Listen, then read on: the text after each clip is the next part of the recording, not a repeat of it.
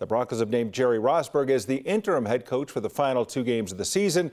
Jacob Toby and Mike-Klis join us now to break down the decision. And fellas, this seemed like he was a dead man walking for a while this year. Yeah, everyone sort of assumed it would happen at some point, whether it be during the season or after the season. He's the 5th head coach to be let go mid-season here in the NFL. Mike, I mean, how do we get to this point? How are we here? You know, he got on the hot seat game 1, right, with the Seattle Seahawks. All of a sudden, instead of trusting Russell Wilson on 4th and 5 from the 46, he goes with Brandon McManus for an unlikely 64-yard field goal. Peyton Manning among those screaming, timeout, timeout, timeout. And from that time, I don't think he was able to shake that. They had the game operations procedural problems early on. They brought in Jerry Rosburg after game 2 to help fix that. It just seemed like he wasn't ready for the job. And, you know, right from the start there was talk he was over his head. And, you know, it got to the point. He actually did have a little momentum where I do believe had they finished strong, had they played well yesterday and played well in the final 2 games, I think George Paton would have pushed to bring him back for a second year. But obviously yesterday with the infighting on the team, you know, with Randy Gregory losing his cool, with the 51-14, Russell Wilson playing terribly again, all that conspired. They had to make a move.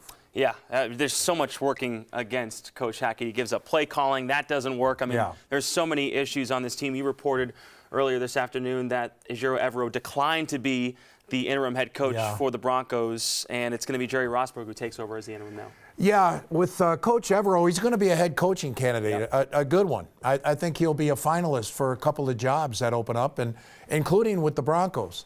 And sometimes, I'm sure he was advised, he has an agent, that those interim deals are dicey.